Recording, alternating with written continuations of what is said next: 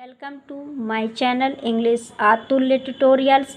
जैसा कि मैंने अपने पहले की वीडियोस में आपको प्रेजेंट इंडेफिनिट के नियम को बता रही हूँ, जिसे कंटिन्यू करते हुए मैंने प्रेजेंट इंडेफिनिट टेंस के अफर्मेटिव सेंटेंस के रूल को बताया, देन फिर नेगेटिव सेंटेंस के रूल को बताया। इस वीडियोस में मैं आपको प्रेजेंट इंडेफिनिट के इंट्रोगेटिव सेंटेंस के कुछ रूल्स के बारे में बताऊंगी। इंट्रोगेटिव सेंटेंस के करने के 5 रूल्स हैं, जिसमें सबसे पहला रूल आपका है कि जिन प्रश्नवाचक वाक्यों में आरंभ में क्या हो, यानी यदि हमारा कोई सेंटेंस है और उसका प्रारंभ क्या से होता है। जैसे कि एग्जाम्पल हमने लिखा है, क्या लड़का अपने घर जाता है, यानी आरंभ में क्या हो, उनकी अंग्रेजी बनाने में ही, सी, इट और एक वचन कर्ता के साथ पहले डज, यानी हमारा सब्जेक्ट यदि एक वचन है तो हम सबसे पहले डज का प्रयोग करते हैं, तथा आई, यू, वी, दे और बहुवचन कर्ता के साथ पहले डू, फिर कर्ता और फिर वर्ब की फर्स्ट फॉर्म आती है। यानी कि यदि हमारे पास कोई सेंटेंस एक वचन का है तो एक वचन के सेंटेंस को बनाने के लिए सबसे पहले हमारा रूल होता है, सबसे पहले डज का प्रयोग करते हैं इंट्रोगेटिव सेंटेंस को बनाने के लिए, डज। उसके बाद देन सब्जेक्ट का प्रयोग होता है, सब्जेक्ट। फिर वर्ब की फर्स्ट फॉर्म का प्रयोग होता है, प्लस ऑब्जेक्ट यानी कि कर्म, फिर plus etc.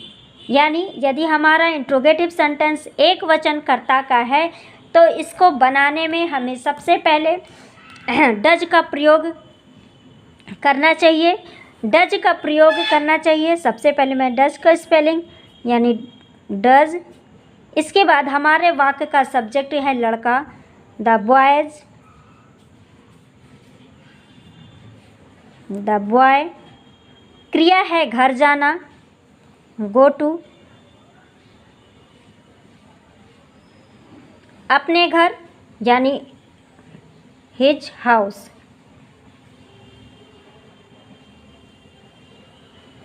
His house.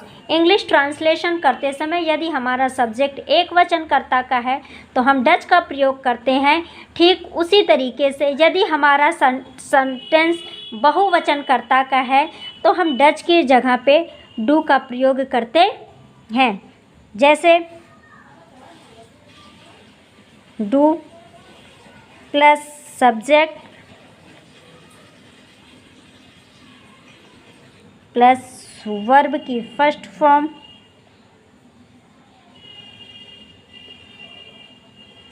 Plus object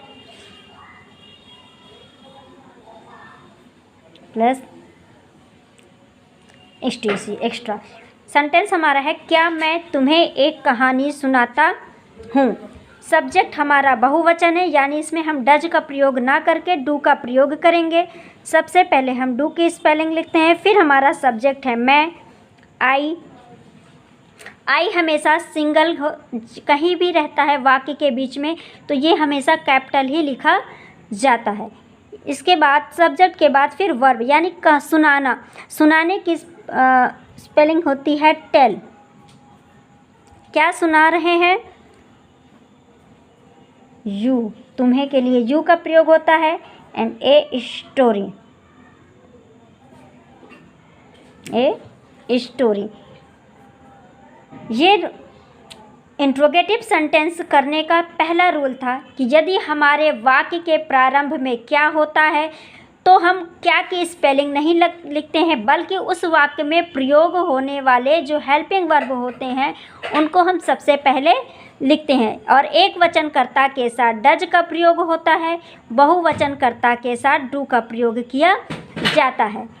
interrogative sentence का रूल नंबर 2 है कि जिन प्रश्नवाचक वाक्यों के बीच में कोई प्रश्नसूचक शब्द कब, क्यों, कहाँ, किसको, क्यों, क्या आया हो उनकी अंग्रेजी बनाते में पहले प्रश्नसूचक शब्द की अंग्रेजी, फिर सब्जेक्ट के नंबर के अनुसार डज या डू का प्रयोग करते हैं, फिर कर्ता और फिर वर्ब की फर्स्ट फॉर्म का प्रयोग करते हैं या इनका प्रयोग आता है। एग्जाम्पल, जैसे मैंने यहाँ पे एक सेंटेंस लिखा है, वह कहाँ रहता है, यानी इसमें जो प्रश्न वह कहाँ रहता है, यानी इस सेंटेंस में जो प्रश्नसूचक शब्द कहाँ वो वाक्य के बीच में है। यदि कोई प्रश्नसूचक शब्द वाक्य के बीच में होता है तो इसकी अंग्रेजी वाक्य में हम सबसे पहले लिखते हैं, यानी ये हमारा जो क्वेश्चन वर्ड है, यानी क्वेश्चन वर्ड की स्पेलिंग वाक्य में हम सबसे पहले लिखते हैं। फिर इसके बाद हम डू या डज लगाते हैं, यानी अगर हमारा कर्ता एक वचन है तो डज का प्रयोग करेंगे और अगर हमारा कर्ता बहुवचन है तो हम डू का प्रयोग करेंगे। देन इसके पश्चात वर्ब सब्जेक्ट का प्रयोग करते हैं, फिर प्लस वर्ब की फर्स्ट फॉर्म का प्रयोग होता है। यदि इसके बाद सब बचते हैं तो ऑब्जेक्ट प्लस ETC। इसका ट्रांसलेशन सबसे पहले मैंने रूल में लिखा है कि क्वेश्चन वर्ड की स्पेलिंग सबसे पहले, यानी हमारे वाक्य का क्वेश्चन वर्ड कहाँ है, तो कहाँ की स्पेलिंग वेयर, वाक्य में हम सबसे पहले लिखते हैं वेयर। इसके बाद अगर हमारा कर्ता एक वचन है तो हम डज लगाते हैं और बहुवचन है तो डू का प्रयोग करते हैं, यानी वेयर डज। सब्जेक्ट हमारा वाह है, वाह की स्पेलिंग ही। फिर करता रहता है, यानी क्रिया। क्रिया के बाद हमारे सेंटेंस में कोई ऑब्जेक्ट नहीं है, इसलिए ऑब्जेक्ट का प्रयोग इसमें नहीं होगा।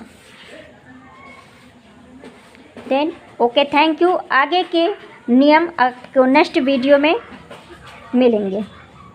Okay, thank you.